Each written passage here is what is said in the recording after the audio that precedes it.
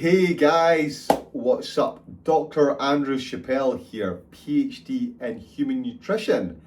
I'm coming at you with a new animal content video, okay?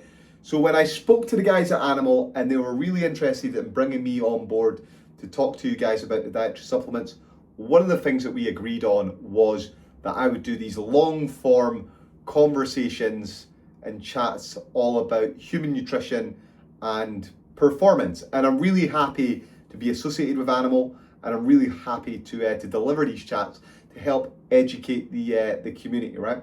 So that's what we agreed. So this is going to be the first one that I'm going to talk about today. Guys, if you like the videos and you like what we're doing here, please give us feedback though, okay? So we're all new to this. We want to see, okay, do you like the way I do this?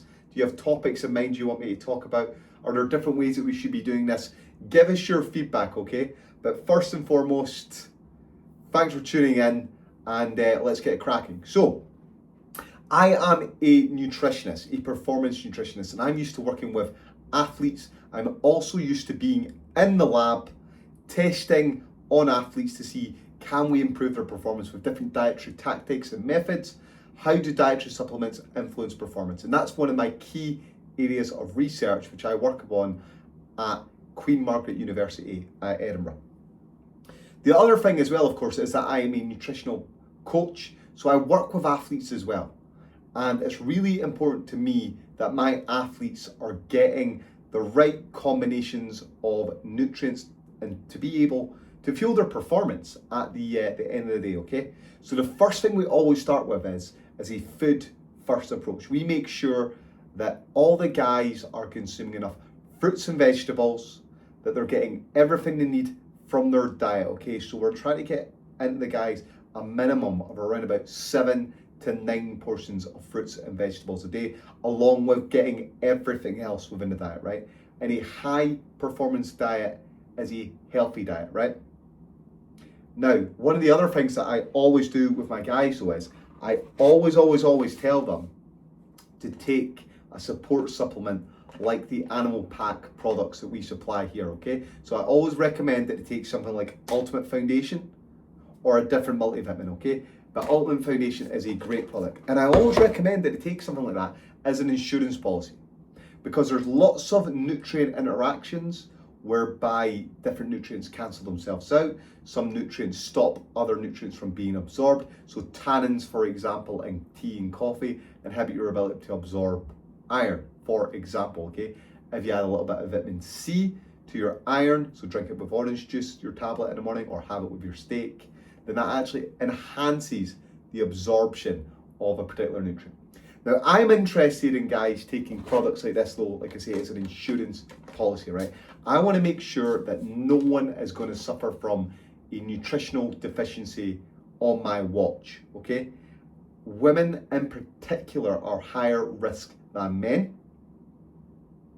And it's especially important when my guys are trying to lose weight to get in shape for whatever event they're trying to do. So if they've got to get in a weight category, be it strongman or judo, or if they're trying to get on stage to look like this guy behind me here, to be as ripped as they possibly can be, or if it's myself that's doing it, you're just in a calorie deficit, your demands for nutrients are even higher, and we're literally in a situation where it's controlled starving to death. So it's really important that they're taking something like this so nothing's missing, because it's hard enough prepping, getting ready for these competitions, doing sport when you're actually coming at it from a deficit, okay? Now your demands might be slightly higher than the general population as well. So recommendations that we have out there at the moment for vitamins and minerals, micronutrients, are set on something we call the RNI, which is the reference nutrient intake, and that's the amount which covers the supply for 97.5% of the population, okay? So 2.5% of the population are not covered, okay? So if we're an athlete, we're getting ready for a competition, an event, then we might be in that little bracket and not getting quite enough, right? So it's important we take these products as an insurance policy. Now, there's lots of ingredients in a product like this. And I'm just going to break down one today, right? I'm going to talk about one. The one I want to talk about is vitamin C. You're all familiar with vitamin C, and I want to talk about vitamin C, okay? Now, what does vitamin C actually do? Okay, so vitamin C is an antioxidant. Okay, it's an antioxidant. So within our bodies, we've got these things called free radicals. Okay, free radicals create oxidative damage, and the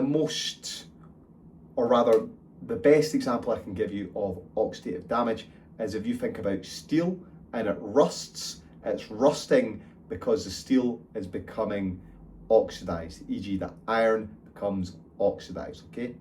And that occurs within our body. And it's one of the reasons why we age, okay? So oxidative stress causes the damage of DNA within our body, and over time, if enough of that DNA gets damaged, cells fail to replicate, and then we age, okay? Now, doing lots of exercise, one of the consequences of that is that you create lots of oxygen radicals, right? This because you're doing lots of respiration.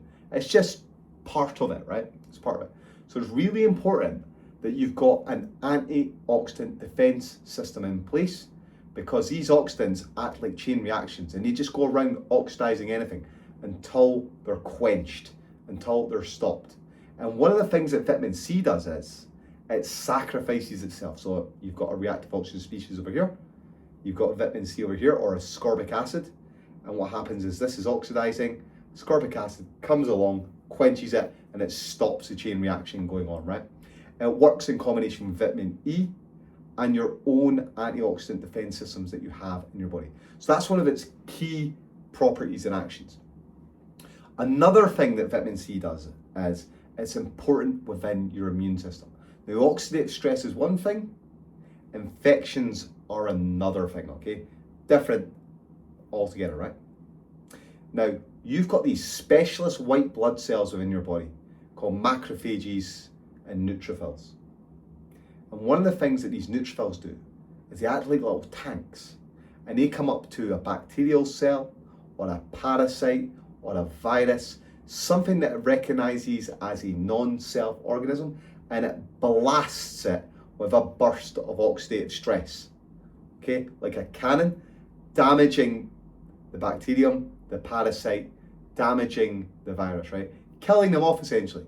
Because you create a lot of oxidative stress doing that, vitamin C, like the type you get in here, is responsible in those processes for making sure these reactions again don't get out of hand.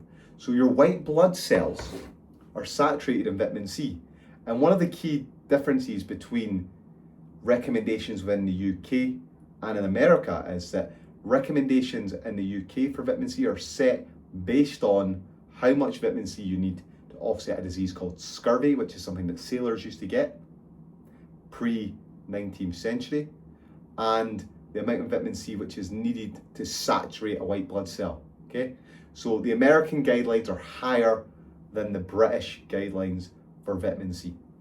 So it's important in that. So we've got oxidative defense, you've got immune system function, and this is especially important when we do lots of exercise, because when you do really exhaustive, difficult exercise, particularly when you're overreaching or in a period of overtraining, you get something we call the open window theory, where you get a depression of your immune system. So it's vitally important that you've got enough immune defenses and antioxidants in place to offset the chance of illness. And that's one of the other big things about vitamin C. So Lewis Pauling in the 1950s, Nobel Prize winning scientist for chemistry, suggested that a diet high in vitamin C might reduce the chance of the common cold. Now that evidence is patchy, it's not great. But one of the things we do know that happened is, with all the research that went into that vitamin C probably doesn't stop you getting the cold, but it might just reduce how long a cold lasts once you get one and how bad it actually is. The final thing I want to talk about with vitamin C is collagen synthesis, okay? Now, vitamin C is really important in helping synthesize collagen.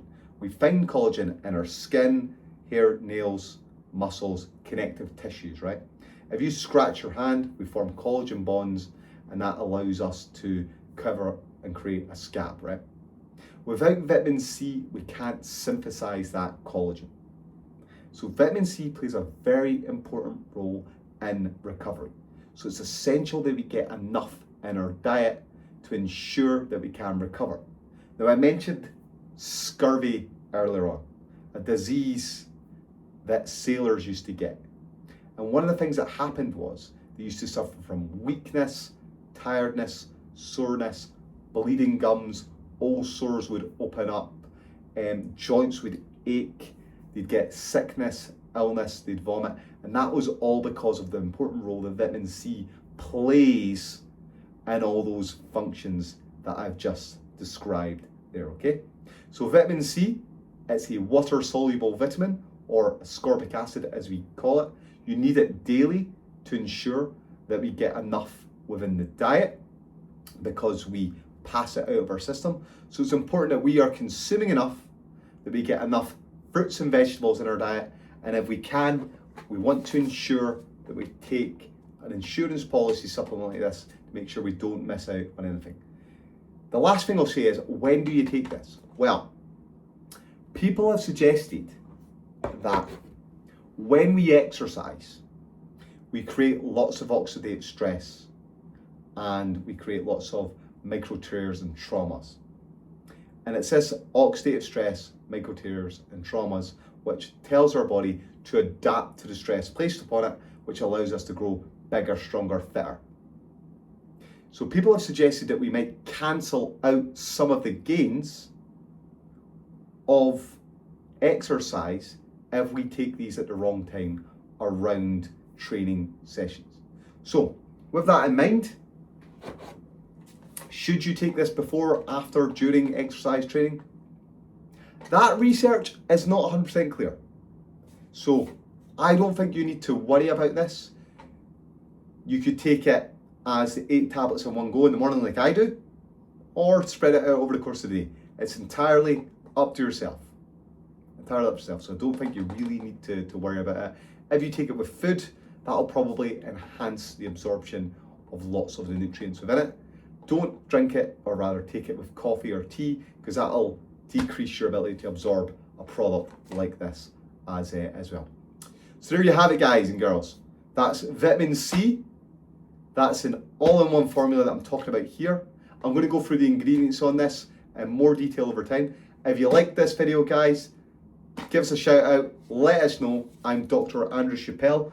Please do go check me out on my Instagram, check out the rest of my YouTube videos as well. And if you want, ping me any messages. I'm going to be doing some great research with Animal Pack over the summertime and into the winter months as well, with my guys in the lab looking at how these products can take athletes to the next level. This is Dr. Andy C for Animal Pack, signing out. Peace.